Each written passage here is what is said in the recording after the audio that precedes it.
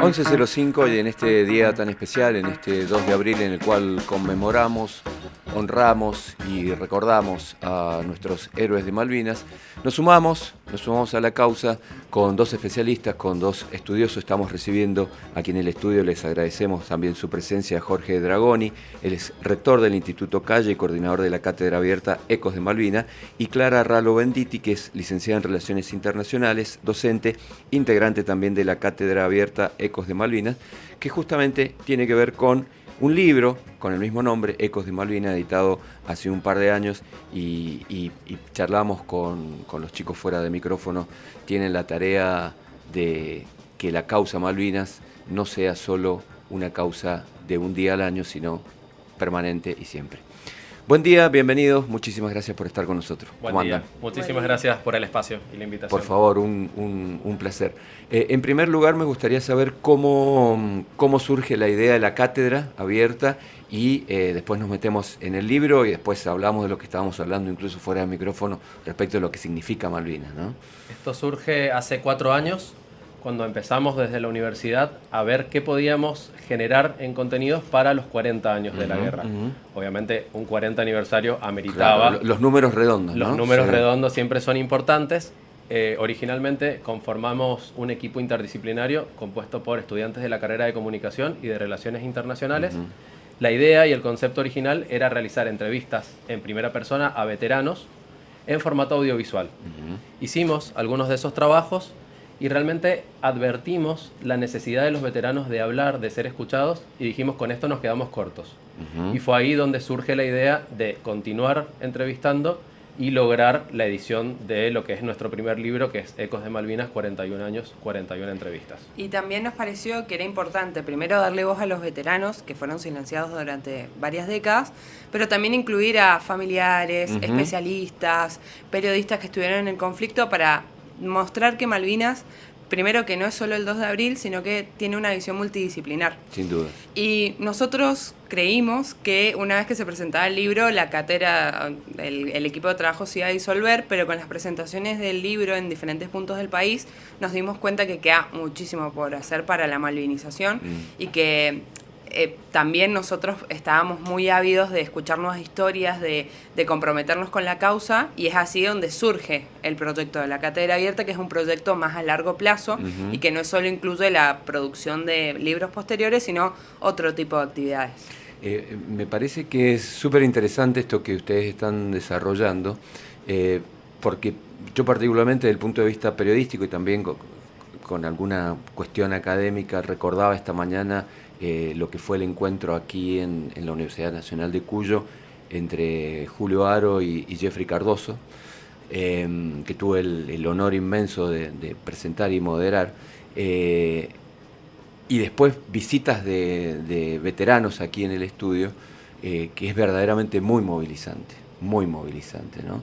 Y que genera esto que vos decías, la avidez de conocer más, porque esta mañana también nos planteábamos qué va a suceder el día que por una cuestión biológica quienes estuvieron allí, quienes fueron protagonistas, ya no estén. Eso es lo que nosotros hemos planteado desde la Universidad de Congreso, y tenemos la misión del compromiso férreo con la malvinización en las nuevas generaciones.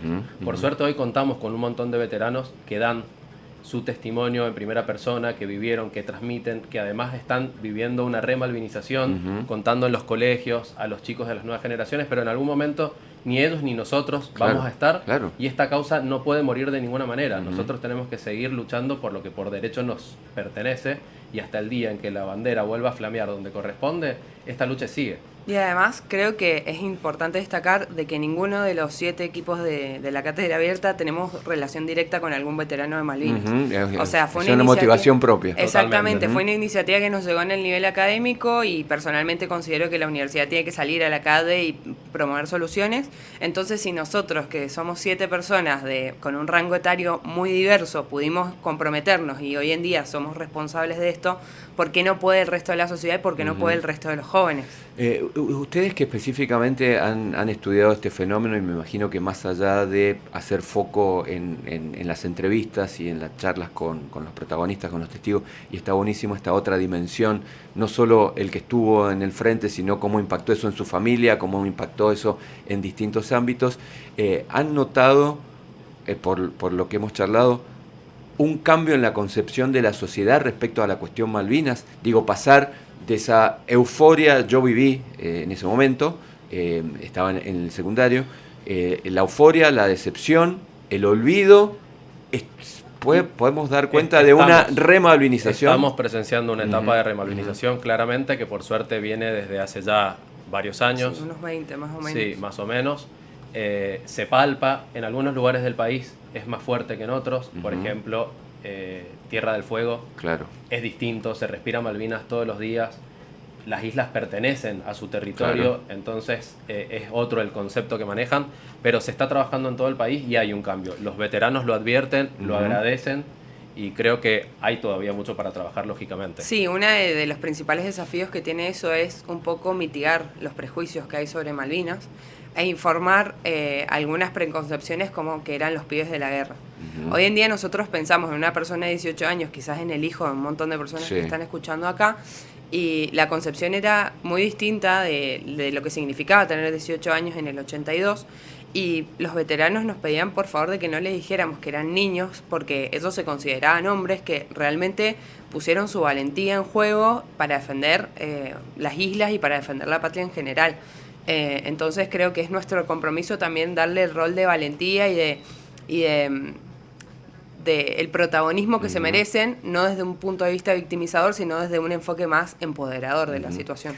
Me parece que el gran desafío, e incluso yo me lo he planteado personalmente, es cómo reivindicar Malvinas disociándolo del accionar de la dictadura, ¿no? Es que hay que aprender a separar un poco el contexto político y el rol de los veteranos y todo el heroísmo que demostraron por la patria. Realmente van por caminos separados.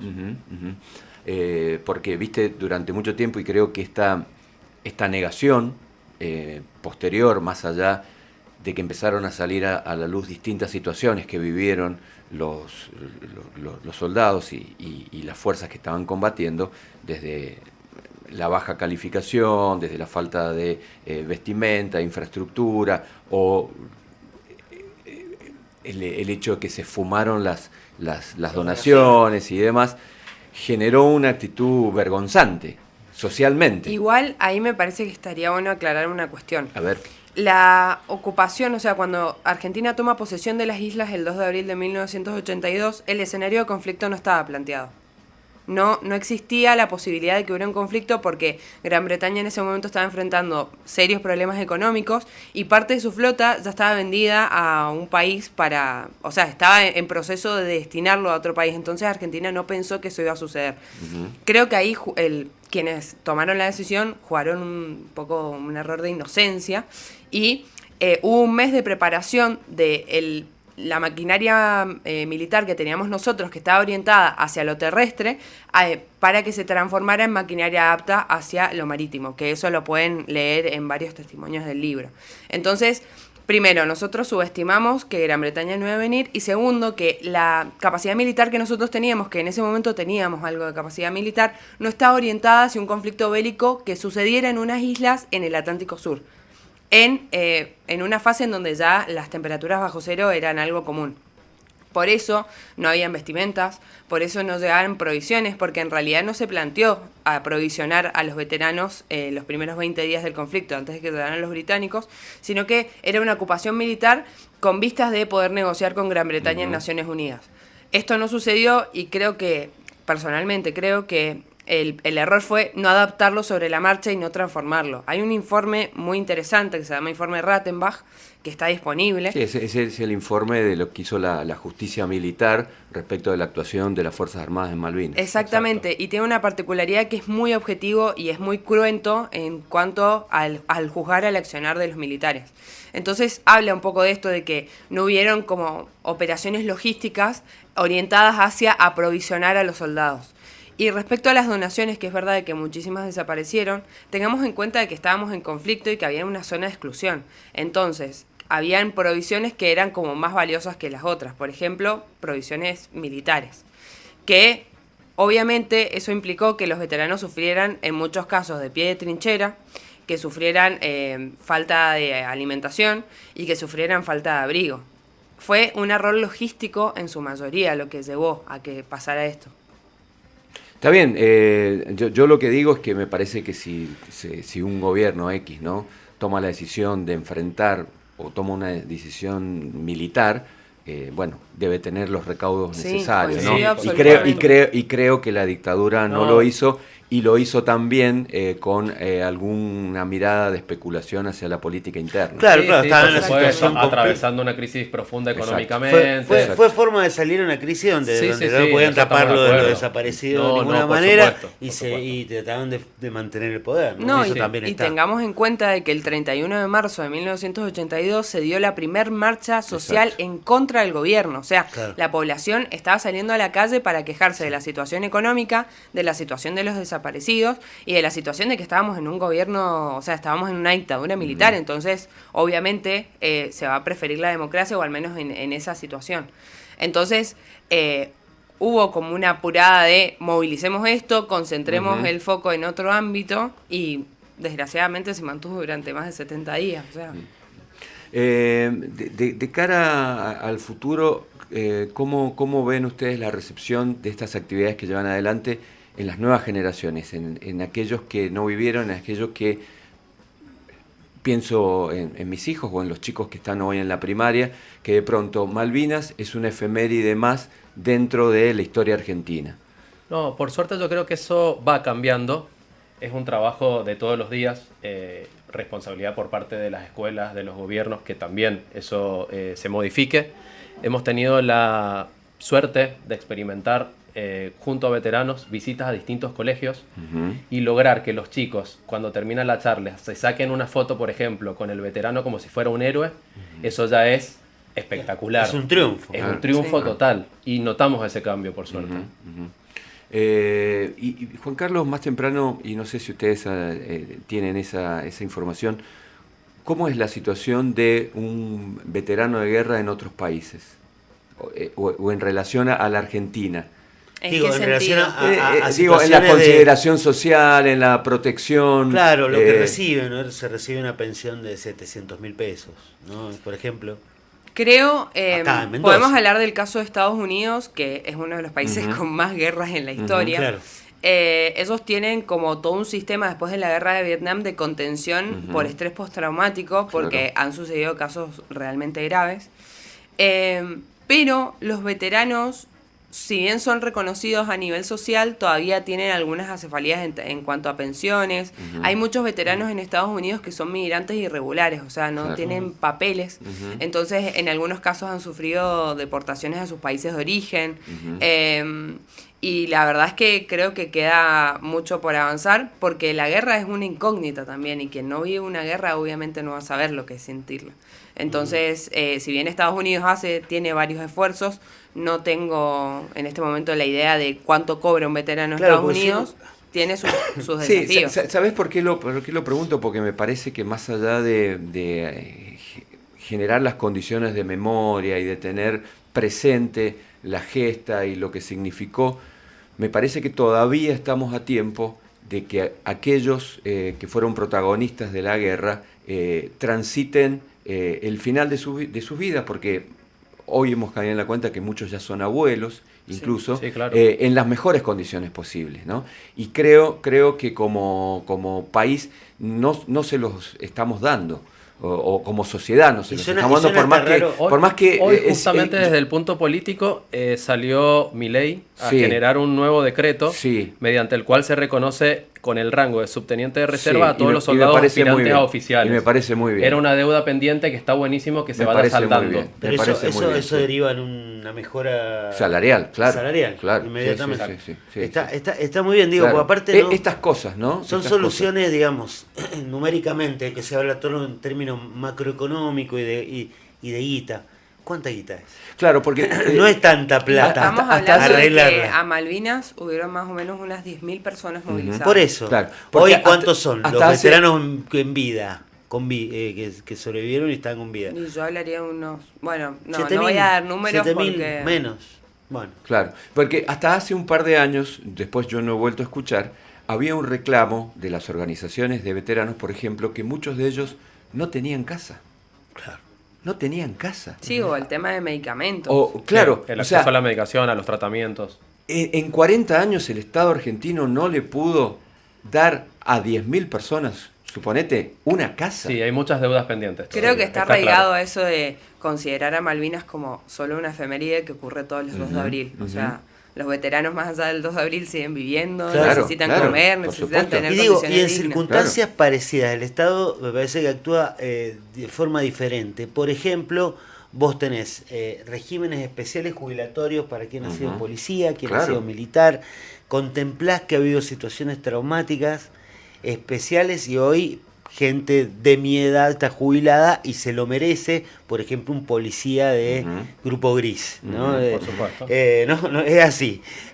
Bueno, pero esta situación traumática se contempló en el caso de los veteranos, ¿cómo se los cuidó? Porque alguien que va a una guerra, perdón, esa es opinión mía. Sí. Si acá un presidente, si acá un presidente tiene una pensión para toda la vida, el que fue a una guerra, lo tiene que mantener el Estado hasta el último, sus últimos días de su vida. Y en buenas condiciones. ¿no? Y en muy buenas condiciones. Porque, a ver, ¿por qué planteo esto? Porque me parece que está buenísimo recordar y mantener viva la memoria, pero me parece que también tenemos que generar un movimiento social y de opinión pública que empuje a la dirigencia a que mejore las condiciones de los que todavía hoy están con vida, ¿no? Eso seguro. ¿Qué te parece? Sí, la malvinización tiene un rol bastante importante. O sea, nosotros estamos viviendo en un sistema democrático con sus matices, obviamente. Claro. Al menos considero que la democracia es el mejor régimen político para vivir. Absolutamente. Y la democracia requiere de que los ciudadanos se formen. Entonces, aparecen grupos como el nuestro, pero un montón de otros grupos que tienen la idea de formar que Malvinas, primero, no es un 2 de abril y que segundo, merece reconocimiento.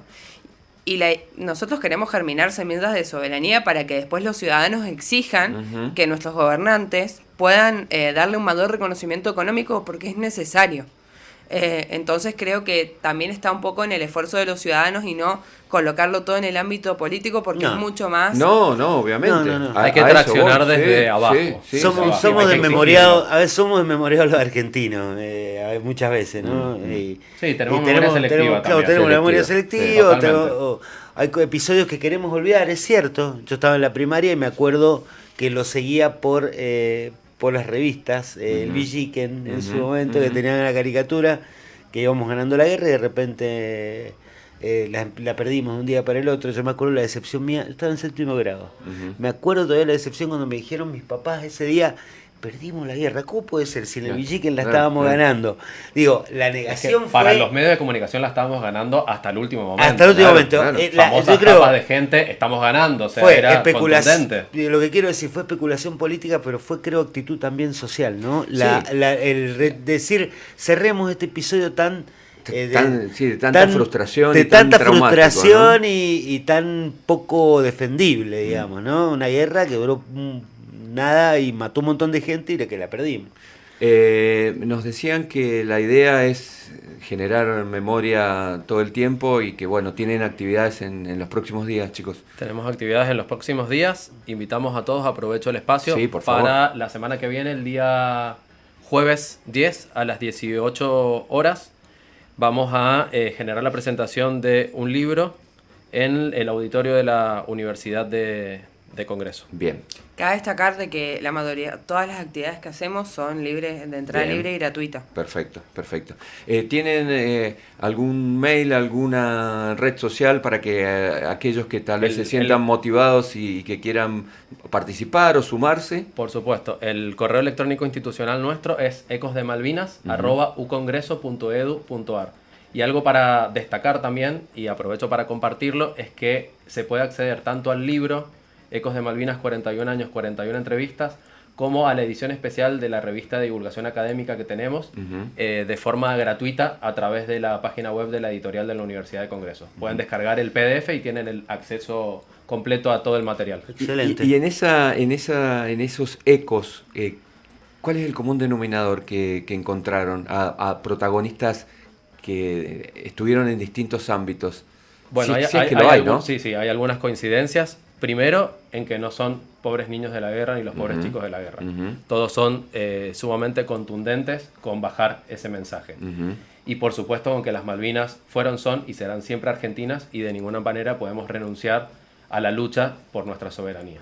Y que hablan mucho de la formación que tienen que tener los jóvenes. En varias preguntas, o sea, en varios capítulos del libro hay una pregunta que es: ¿qué le dirías a los jóvenes de hoy sobre Malvinas? Y apunta muchísimo a los la valores, formación y a los valores.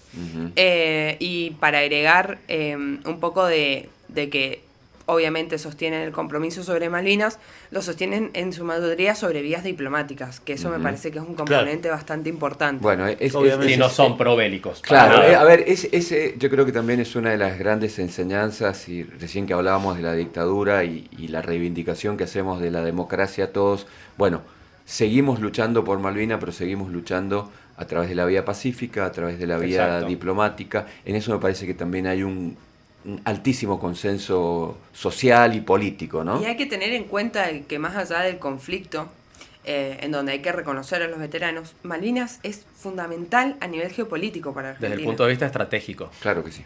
Recursos vitícolas, por el acceso a la ubicación. Antártida. Por ubicación. Nosotros hoy en día le estamos permitiendo a Inglaterra y por lo tanto a la OTAN que tengan acceso a una parte de la Antártida. Y el Tratado Antártico, que garantiza de que las actividades que se hacen en el continente blanco son solo científicas, se vence en el 50. O sea, nos falta tanto tiempo. No, ya estamos. ¿Y ustedes qué opinan de esta frase de Milei hoy? Queremos ser potencia para que los malvinenses prefieran ser argentinos. A mí me gustaría ver cuál es la idea del presidente a nivel estratégico para que logremos ser potencia. Antes... Sí, ahí toca un poco el tema de la autodeterminación de los pueblos. Yo creo que independientemente de eso, está claro que Malvinas es Argentina, así que hay que tener cuidado con cómo expresamos ciertas opiniones. Ahí va yo, ¿no? O sea, porque implica que ellos tienen derecho a no considerarse argentinos y tienen voz y voto en que las Malvinas vuelvan a ser argentinas. Sí, ¿no? incluso eso es lo que sugiere el presidente, hay ¿no? quienes plantean en esta línea justamente la autodeterminación de los pueblos. Dicen, a ver, los malvinenses pueden elegir ser argentinos, ser británicos o ser ellos mismos, o ¿no? ser libres. Entonces, lo cual abre un abanico. Un país. Claro, Pero exactamente. a nivel diplomático, a los isleños no se les da ningún tipo de voz y voto.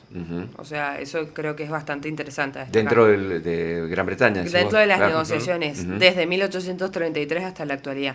¿Y por qué el tema de la autodeterminación de los pueblos? Argentina sostiene de que los isleños son una población implantada, que en las islas antes de que llegaran los británicos no había o sea, antes de que llegáramos nosotros no había población. Entonces, que por cuestiones de placas geológicas a nosotros nos corresponde las islas y que Gran Bretaña no puede utilizar el tema de la autodeterminación de los pueblos para reclamar soberanamente. Bueno, qué interesante. Sí, interesantísimo. Otro tema ahí, ¿no? Jorge, Clara, muchísimas gracias. Felicitaciones. Un felicitaciones placer. por el trabajo. Si me das un segundo, no mencioné el nombre del libro que vamos a presentar la semana que viene. Es El Teniente, último prisionero de Malvinas, del autor Marcelo Pasano. Bien. Así que los esperamos a todos. Reiterá el día y la hora y el lugar. Jueves 10 de abril, 18 horas, en el auditorio de la Universidad de Congreso, calle Colón 90, esquina 9 de julio. Nos sumamos a evocar, a recordar, a conmemorar siempre Malvinas con Jorge Dragón y Clara Ralo Benditi del Instituto Calle de la Cátedra Abierta Ecos de Malvinas. Chicos, muchas gracias. Un placer, gracias. 1229-261-683-1434. Hacemos la pausa y seguimos hasta las 13 aquí en la radio.